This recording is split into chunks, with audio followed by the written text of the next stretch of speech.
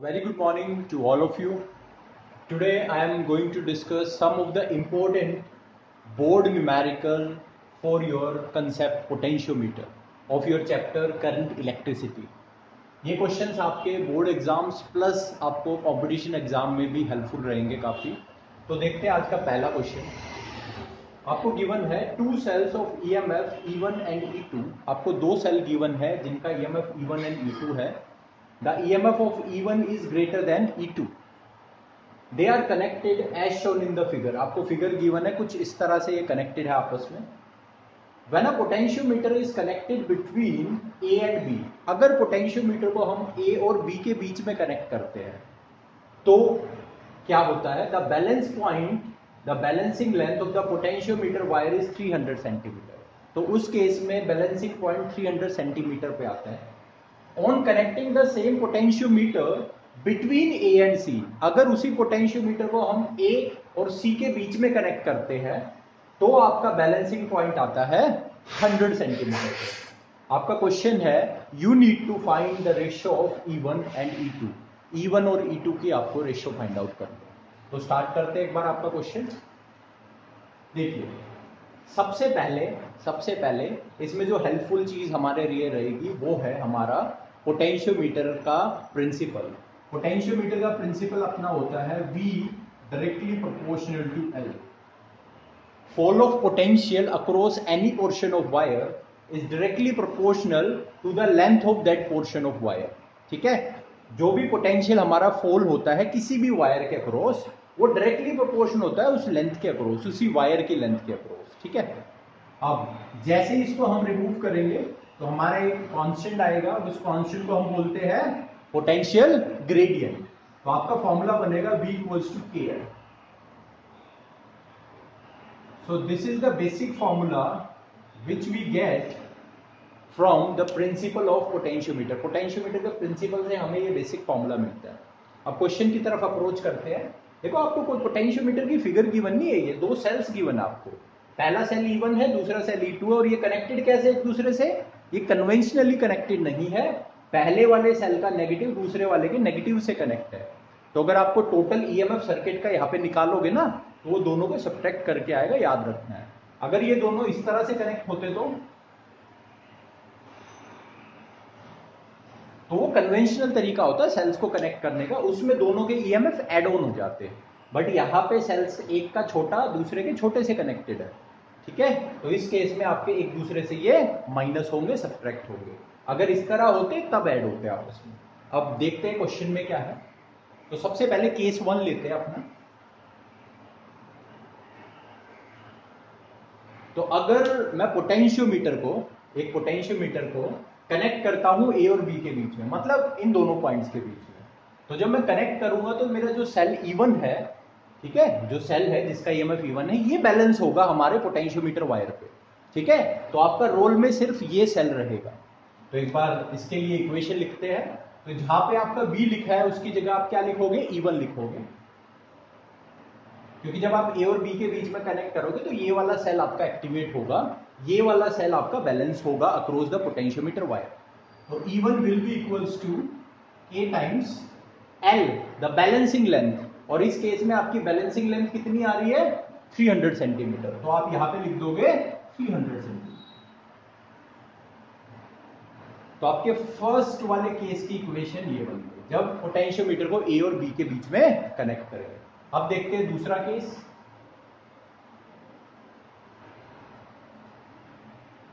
दूसरे केस में वो बोल रहा है जब A एंड C के बीच में हम कनेक्ट करेंगे पोटेंशियोमीटर को. इट मींस वो कहना चाह रहा है आप यहां और यहां पोटेंशियोमीटर को कनेक्ट करते हो. तो जब आप कनेक्ट करोगे तो ये दोनों सेल रोल में आएंगे और आपका जो नेट ईएमएफ होगा ना, यहां पर आप जो V की जगह पुट करोगे आप नेट ईएमएफ पुट करोगे और वो आएगा E1 माइनस E2. तो इसी इक्वेशन की हेल्प लेंगे. यहां पर V की जगह हम लिखेंगे E1 माइनस E2. इसके इक्वल होगा कि पोटेंशियल ग्रेडियंट कभी भी चेंज नहीं होता. एक पोटेंशियोमीटर का पोटेंशियल ग्रेडियंट सेम रहता है, कांस्टेंट रहता है. तो आप अगर A B के बीच में कनेक्ट करो या A C के बीच में कनेक्ट करो या B C के बीच में कनेक्ट करो, पोटेंशियल ग्रेडियंट की वैल्यू चेंज नहीं होगी. अब आपकी जो इस वाले कंडीशन में जो बैलेंसिंग लेंथ आ रही है वो आपकी 100 सेंटीमीटर है। So your balancing length is 100. This will be your equation number 2. तो दोनों केसेस की इक्वेशन हमने फाइंड आउट कर ली है। अब हमें क्या करना है, E1 और E2 की रेशियो फाइंड आउट करनी है। तो उसके लिए हम क्या करेंगे, रेशियो के लिए इनको आपस में डिवाइड करेंगे। अब आप 1 को 2 से डिवाइड करोगे या 2 को 1 से, बेटर रहेगा 2 को 1 से डिवाइड करो। सो 2 divided by 1 it will give you E1 minus E2। अच्छा, मैंने E1 माइनस E2 क्यों किया है, क्योंकि E1 is greater than E2, that's why. ठीक है, डिवाइडेड बाय E1 आपको मिलेगा K into 100 divided by K into 300। तो आपको यहां से मिलेगा 1 माइनस E2 अपॉन में E1 इक्वल्स टू K से K cancel, you will gate 1 upon 3। So E2 upon E1 आप शिफ्टिंग करेंगे तो आपको E2 अपॉन E1 की वैल्यू मिलेगी 1 माइनस में 1 अपॉन 3। ठीक है, 1 अपॉन 3 को मैंने लेफ्ट में ट्रांसफर कर दिया, E2 बाई E1 को आप राइट में ट्रांसफर करोगे तो आपको समथिंग लाइक दिस मिलेगा। सॉल्व करोगे you will gate 2 upon 3, 2 upon 3 आपको मिलेगा। तो E2 अपॉन E1 की रेशियो आ गई 2 अपॉन 3। अगर उसने आपसे E1 अपॉन E2 की रेशियो पूछी है तो वो बन जाएगी 3 अपॉन 2। ठीक है, तो जिस भी तरह से उसने आपसे क्वेश्चन पूछा है, E2 अपॉन E1 पूछा है तो आप ये दोगे आंसर। अगर उसने E1 अपॉन E2 पूछा है तो आप उसका रेसिप्रोकल कर दोगे। तो ये थी आपकी पहली variety. Now let us move on to our next question of today, the second type जो आपसे पूछी जाती है। Now let us discuss the second question of today.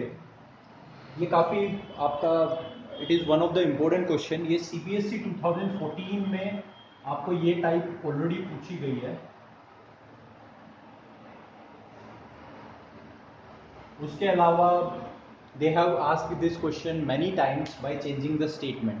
सिर्फ हल्का सा स्टेटमेंट को चेंज किया और इस क्वेश्चन को काफी बार पूछा है, not even in the board exam but even in the competition exam also.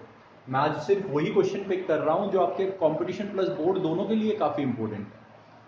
तो देखते हैं क्वेश्चन में क्या है। A potentiometer wire of length 1 metre, एक पोटेंशियोमीटर वायर है जिसकी लेंथ 1 मीटर है। पोटेंशियोमीटर की वायर की लेंथ फिक्स नहीं होती आपकी, जैसे मीटर ब्रिज में होती है 1 मीटर। पोटेंशियोमीटर वायर की लेंथ आपकी कितनी भी हो सकती है, तो उसने यहाँ पे 1 मीटर ली है। Has a resistance of 15 ohm. Potentiometer wire जो है उसका रेजिस्टेंस 15 ओम है। It is connected to a 5 volt source. ये 5 वोल्ट सोर्स से कनेक्टेड है, मतलब ये आपका किसका वोल्टेज गिवन है, this is the value of your driving cell. जो आपका ड्राइविंग सेल होता है उसकी वैल्यू 5 वोल्ट आपको गिवन है। इन series with a resistance of 5 ओम। अब ये जो 5 वोल्ट सोर्स है जो ड्राइविंग सेल्स है उसको सीरीज में रखा है एक 5 ओम रेजिस्टेंस के साथ। तो जनरली हम अपनी जो फिगर होती है टिपिकल, उसमें रियोस्टेट यहाँ पे यूज कर सकते हैं, करते हैं। तो आप इसको एक तरह से रियोस्टेट का रेजिस्टेंस दिमाग में रख सकते हो। ठीक है, रियोस्टेट को आप सीरीज में कनेक्ट करते हो ड्राइविंग सेल के साथ। उसका काम होता है करंट को कांस्टेंट मेंटेन रखना आपकी पोटेंशियोमीटर वायर में। क्वेश्चन क्या है आपका, आपसे पूछा है find the EMF of the primary cell. आपको प्राइमरी सेल का ईएमएफ निकालना है। ये वो सेल है जो आपके सेकेंडरी सर्किट में कनेक्टेड है। ठीक है, आपका पोटेंशियोमीटर में 2 सर्किट होते हैं। एक होता है ऑक्सिलरी सर्किट जिसमें ड्राइविंग सेल होता है आपका, पोटेंशियोमीटर वायर होती है, एमीटर लगा होता है, रियोस्टेट होता है। आपका सेकेंडरी सर्किट में आपका अगर किसी सेल को आपको बैलेंस करना है तो आप उसको लगाते हो, अगर किसी 2 सेल का कंपैरिजन करना है तो आप उसको लगा सकते हो।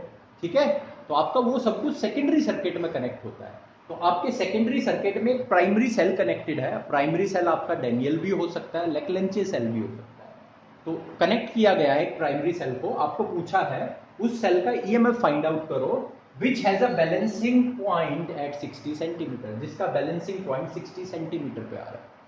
अब ये वाली वैरायटी बहुत इंपॉर्टेंट है, तो इसके लिए मैंने क्या किया है, अब इसका प्रोसीजर होता है थोड़ा सा लेंथी होता है क्वेश्चन को करने का, बट मैंने एक फॉर्मूला इसका बनाया है। That formula you can use directly और इससे आपका क्वेश्चन बहुत छोटा हो जाएगा, जल्दी भी हो जाएगा। तो है क्या, एक बार आपको हल्का सा मैं समझा देता हूं। हमें हमारा बेसिक प्रिंसिपल पता है पोटेंशियोमीटर का, क्या होता है, V directly proportional to L। Whenever we remove this, we get a constant called potential gradient. तो हमारा फॉर्मूला बन जाता है V इक्वल टू के। अब अगर मैं किसी सेल को बैलेंस कर रहा हूं, प्राइमरी सेल को, तो मैं उसका ईएमएफ मान लेता हूं ई डैश मान लिया मैंने, EMF of the cell, the primary cell in the secondary cell. तो मेरा फॉर्मूला क्या बन जाएगा, ई डैश इक्वल्स टू के। ठीक है, अब ये के की वैल्यू मुझे निकालनी है, तो इसके लिए मैंने एक फॉर्मूला बनाया है। देखो बैलेंसिंग लेंथ आपको गिवन है 60 सेंटीमीटर। अगर मुझे किसी तरह से के मिल जाए तो मैं ई डैश को इजीली कैलकुलेट कर सकता हूं। तो के आप किस फॉर्मूले से निकालोगे, इसका फॉर्मूला है, आप डायरेक्ट इसको याद रखें,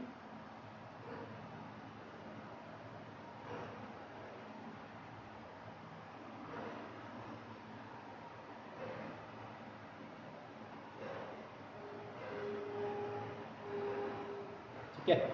यहां पर ई जो है, this is the EMF of your driving cell.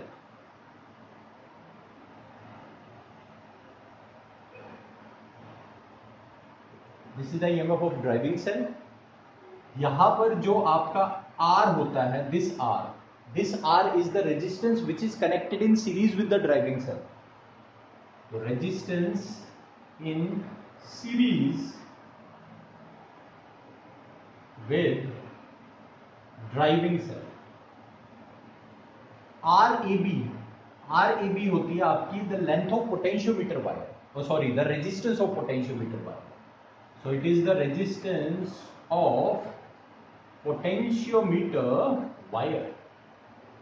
ठीक है, जनरली हम ए बी से डिनोट करते हैं वायर को, ए बी से, तो इसलिए मैंने आर ए बी से डिनोट किया। This L A B it is the length of potentiometer wire. It is the length of potentiometer wire. तो अगर कभी भी आपको किसी प्राइमरी सेल का ईएमएफ कैलकुलेट करना हो तो आप इससे बहुत इजीली कैलकुलेट कर सकते हो।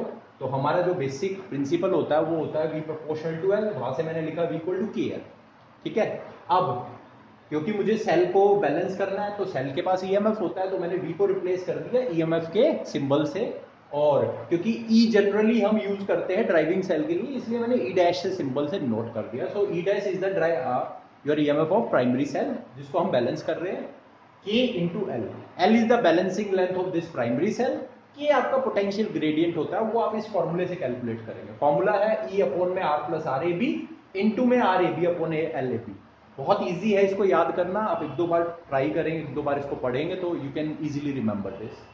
E होता है EMF of driving cell, R होता है resistance in series with the driving cell, जो रियोस्टेट आप सीरीज में लगाते हो ना उसका रेजिस्टेंस है।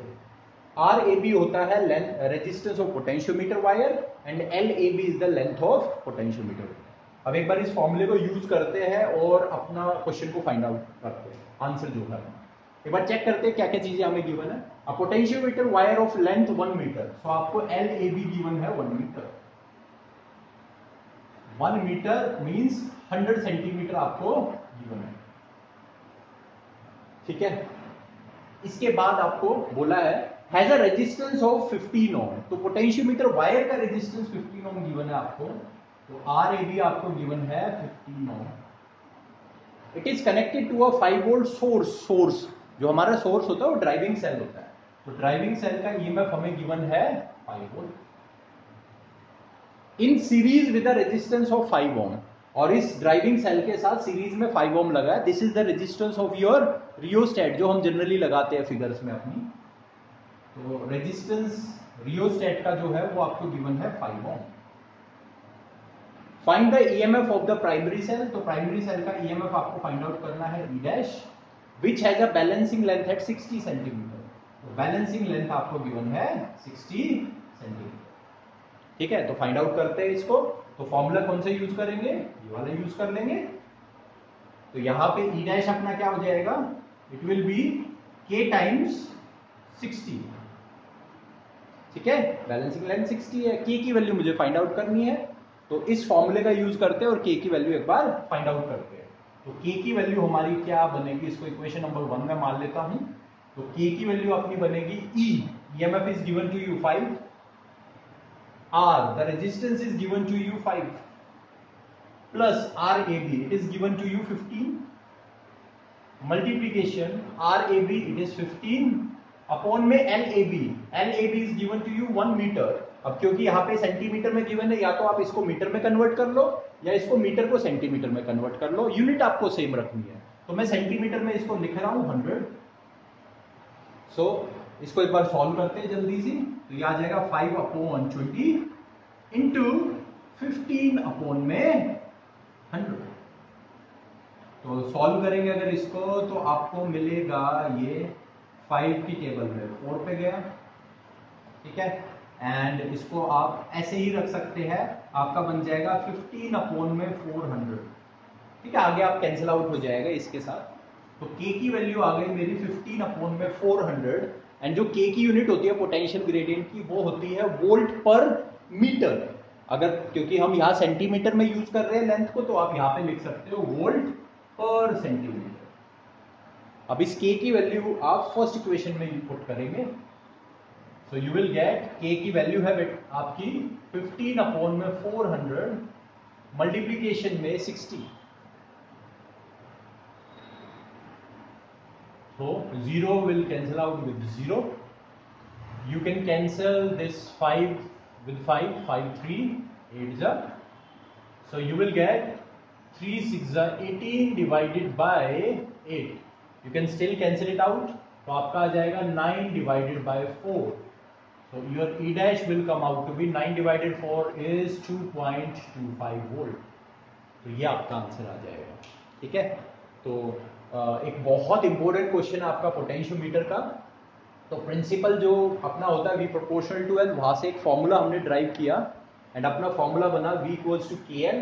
अब क्योंकि मुझे प्राइमरी सेल को करना है, प्राइमरी सेल का ईएमएफ E डैश से मैंने ले लिया, तो मैंने V की जगह E डैश लिख दिया। तो मेरा फॉर्मूला बन गया E dash equal to KL, ठीक है। अब K को कैसे फाइंड आउट करेंगे, वो इसके लिए आप इस फॉर्मूले का यूज कर सकते हैं। मैंने आपको ऑलरेडी एक्सप्लेन कर दिया है, वैल्यूज मैंने पुट कर दी है। तो बस आपको ध्यान रखना है, if your balancing length is in centimetre, तो आप पोटेंशियोमीटर वायर की लेंथ को सेंटीमीटर में रख सकते हो। वो बाद में यूनिट से यूनिट कैंसिल आउट हो जाती है, आपके आंसर पे कोई फर्क नहीं पड़ता है। If you want to change it to metre, तो आप इसको मीटर में ही रखेंगे, ठीक है। चलो, तो this was your second question. Now let us move on to the third question of today. Let us discuss the third question and the last question of today. Question में आपको गिवन है, a long potentiometer wire AB is having a constant potential gradient along its length. आपको एक potentiometer wire given है AB यहाँ पर, और वो कह रहा है कि पोटेंशियल ग्रेडियंट कांस्टेंट है ओवर द पोटेंशियोमीटर वायर। वो कांस्टेंट होगा ही अगर पोटेंशियोमीटर आप यूज कर रहे हैं तो। The null points for the two primary cells, दो प्राइमरी सेल्स आपको गिवन है E1 and E2, connected in the manner shown are obtained at a distance of 120 centimeter and 300 centimeter from the angle। तो हमारे पास दो primary sales है, एक E1 है E2 है, हमने उन्हें दो अलग अलग तरीके से कनेक्ट किया है। पहला ये तरीका है कनेक्ट करने का, दोनों को हमने एक साथ सीरीज में कनेक्ट किया है और अनकन्वेंशनल तरीके से कनेक्ट किया है, ठीक है। आपको पता है इस केस में क्या होगा, एक दूसरे से ये माइनस हो जाएंगे, नेट ईएमएफ आएगा माइनस करके। जो सेकेंड मैनर है कनेक्ट करने का, वो है ये अपना कन्वेंशनल तरीका जो सेल्स को कनेक्ट करने का होता है। तो इसमें हमारा जो नेट ईएमएफ आएगा वो आएगा E1 प्लस E2। ऊपर वाले में क्या आएगा, E1 माइनस E2 आएगा, ठीक है। अब आगे बढ़ते हैं। क्वेश्चन जो उसने आपसे पूछा है, find the ratio of E1 and E2। Second question पूछा है, you need to find the position of null point for cell E1। Cell E1 के लिए नल पॉइंट फाइंड आउट करो। थर्ड क्वेश्चन पूछा है, how is sensitivity of a potentiometer be increased. Sensitivity कैसे increase करेंगे। तो स्टार्ट करते हैं एक बार क्वेश्चन को। तो सबसे पहले इसमें आपको बेसिक फॉर्मूला जो होता है पोटेंशियोमीटर का, वो मैं लिख देता हूं। जो सबसे बेसिक फॉर्मूला होता है वो होता है आपका V इक्वल्स टू KL।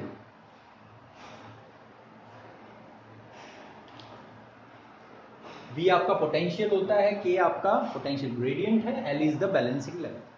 अब पहला केस लेते हैं, केस 1। केस 1 में उसने जो बैलेंसिंग लेंथ है वो 120 सेंटीमीटर पे मिल रही है। तो 120 सेंटीमीटर मतलब ये वाला तरीका। तो इस वाले तरीके में जो आपका नेट ईएमएफ आएगा वो आएगा E1 माइनस E2, ठीक है। तो V की जगह हम लिखेंगे E1 minus E2 is equal to K, and जो बैलेंसिंग लेंथ आ रही है वो आपकी 120 है। तो आप मल्टीप्लाई करोगे 120 से, तो इसको मैं लिख सकता हूं 120K। So E1 minus E2 will be equal to 120 K. Case 2, इसको मैं इक्वेशन 1 अज्यूम कर रहा हूं. नाउ केस 2 मतलब ये वाला, जब आपकी बैलेंसिंग लेंथ 300 पे आपको मिल रही है, तो इस केस में दे आर कनेक्टेड कन्वेंशनली, तो आपका जो नेट ईएमएफ होगा वो होगा E1 प्लस E2. तो V की जगह पे आप लिख दोगे E1 plus E2 equals to K. ऐसे का ऐसे आएगा because potential gradient is constant, और L बैलेंसिंग लेंथ इस केस में आपकी 300 सेंटीमीटर है. तो इसको मैं लिख सकता हूं 300K. This will be your second equation. अब मुझे E1 और E2 की रेशियो निकालनी है. तो बच्चा कई बार सोचता है सर क्यों ना इनको आपस में डिवाइड कर दो. यस, तो आप वो कॉम्पोनेंटो डिविडेंडो वाला तरीका भी यूज कर सकते हो. समटाइम्स मैथमेटिक्स स्टूडेंट्स बहुत यूज करते हैं उसको. बट अगर कोई बच्चे को कॉम्पोनेंटो डिविडेंडो नहीं आता है तो वो कैसे करेगा?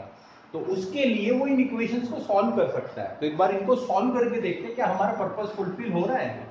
देखो हमें इक्वेशन मिली है E1 minus E2 equals to 120K, and second equation हमें मिली है E1 plus E2 equals to 300K. ठीक है, तो एक बार इनकी वैल्यू फाइंड आउट करते हैं. Let us add this equation. Add करेंगे तो हमें मिलेगा twice E1 equals to 420K.